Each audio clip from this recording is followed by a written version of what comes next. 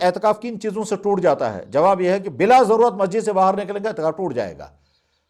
صرف دو وجہوں سے مسجد کے باہر نکل سکتے ہیں، نمبر ایک وضو کرنے کے لیے، اور نمبر دو اگر اس مسجد میں جمعہ نہ ادا ہوتا ہو تو دوسرے کا جمعہ پڑھنے کے لیے۔ بس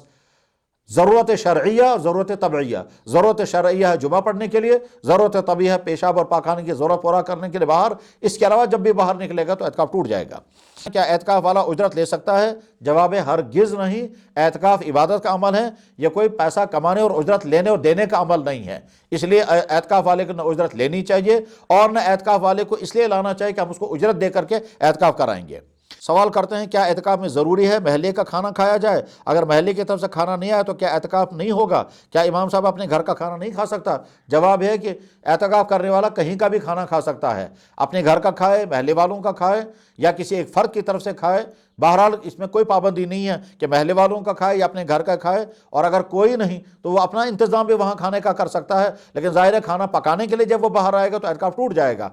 ایسا بھی ہے کہ ایسا بھی پایا گیا کہ ایک انسان نے اپنے کھانے کا اپنا انتظام خود ہی کیا، اور وہ کیسے؟ کسی ہوٹل والے سے طے کر دیا کہ آپ مجھے کھانا پہنچا دیا کریں گے اعتکاف کے اندر، حرم شریف کے اندر، مکہ مکرمہ مدینہ طیبہ کے اندر ایسے اعتکاف کرنے والے پائے جاتے ہیں کہ جو ہوٹل والے کو طے کرتے ہیں ہم آپ کو پورے 10 دن یا پورے مہینے کا پیسہ دے کر کے رکھتے ہیں، آپ کا ملازم ہم کو کھانا لا کر دیا کرتا رہے گا، چنانچہ اس طرح سے وہ اعتکاف کرتے ہیں۔ بہرحال اعتکاف کے لیے ضروری نہیں کسی متعین جگہ کا کھانا کھائیں، اپنے گھر کا کھائیں، کسی فرد کا کھائیں، محلے والے انتظام کریں، اعتکاف اعتکاف ہے، اعتکاف کرنا چاہیے۔ سوال کرتے ہیں دوران اعتکاف عام حالات میں غسل کرنا، بیوی سے بات چیت کرنا، والدین سے فون پر بات چیت کرنا کس حد تک درست ہے؟ جواب یہ ہے کہ اعتکاف در حقیقت بندہ اپنے آپ کو اللہ کے دربار میں ڈال دیتا ہے، اس کا نام ہے،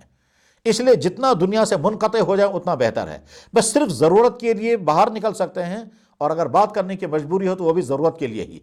اس کے مقابلے میں اگر کسی انسان نے غیر ضروری فضولیات میں اپنا وقت برباد کیا، مثلا بے ضرورت فونوں پر بات چیت ہوتی رہی،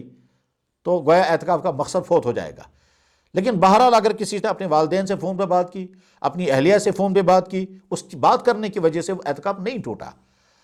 اپنی بہن بھائیوں سے بات کی، بات کرنے کی وجہ سے بات نہیں، یا اعتکاف کے دوران کسی سوال کا جواب دیا، فون کسی اور کو کیا، اس کی وجہ سے اعتکاف نہیں ٹوٹا، کیونکہ اعتکاف ٹوٹنے کے لیے بعد آدمی کا باہر نکلنا، یہ تو اندر مسجد کے اندر بیٹھا ہوا ہے، البتہ فضول باتوں میں مشغول ہے جو نہیں ہونا چاہیے، بہرحال اعتکاف برقرار ہے۔ رہا غسل کا معاملہ، تو اعتکاف کے دوران اگر غسل لازم ہو جائے تو وہ غسل کرنا تو اجازت ہے، لیکن مسنون غسل، وہ مسنون غسل نہیں کرنا چاہیے جو مسنون غسل جمعے کے دن ہوتا ہے، وہ مسنون غسل نہیں کرنا چاہیے۔ رہا گرمی کی وجہ سے غسل، تو گرمی کی وجہ سے غسل کرنے کی اکثر علماء نے اجازت نہیں دی ہے کہ گرمی کی وجہ سے غسل کرنے کی اس لیے کہ جناب رسول اکرم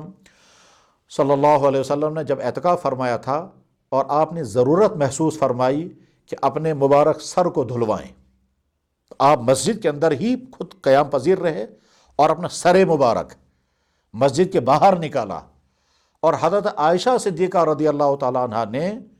اپنے حجرے کے اندر رہ کر یا اپنے حجرے کے صحن کے اندر کھڑے ہو کر جناب رسول اکرم صلی اللہ علیہ وسلم کے سر مبارک کو دھویا۔ یہ حدیثوں میں موجود ہے۔ اللہ کے نبی علیہ السلام خود مسجد کے اندر رہے،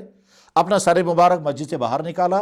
یا تو دروازہ یا کھڑکی، بہرحال سر باہر نکالا، اور حضرت عائشہ صدیقہ رضی اللہ تعالیٰ نے آپ کے سر مبارک کو دھویا۔ یہ حدیث موجود ہے، حدیث کے تمام کتابوں میں، بخاری، مسلم، ترمذی، ابو داؤد، تمام حدیثوں میں موجود ہے حضرت عائشہ کا سر مبارک دھونا اور آپ علیہ السلام کا خود مسجد کے اندر رہنا اور سر باہر۔ بس یہیں سے سمجھ میں آ سکتا ہے کہ اگر باہر نکلنے کی اجازت ہوتی تو آپ خود باہر تشریف لاتے اور پورا جسم اطہر دھو لیتے، یعنی غسل فرما لیتے، لیکن آپ خود باہر تشریف نہیں لائے، صرف سر کے اندر غالباً ہو سکتا ہے اتنی الجھن محسوس کر رہے ہوں کہ آپ کی بشاشت برقرار نہیں رہی، آپ نے مناسب سمجھا سر مبارک کو دھلوائیں، خود مسجد کے اندر رہے۔ اس لیے سنت کا غسل کرنے کے لیے مسجد سے باہر نہیں نکلنا ہے، اور گرمیوں کی بنا پر غسل کرنے کے لیے بھی مسجد سے باہر نہیں نکلنا ہے۔ یہ اکثر علماء کی رائے یہی ہے۔ جس شخص کو کسی غفلت کی وجہ سے اعتکاف ٹوٹ جائے، اس شخص کو پھر کس طرح اس کی قضا کرنی ہے؟ جواب یہ ہے کہ جب اعتکاف ٹوٹ جائے تو اس کو رمضان کے بعد 24 گھنٹے کا اعتکاف کرنا ہوگا۔ اور اگر رمضان کے بعد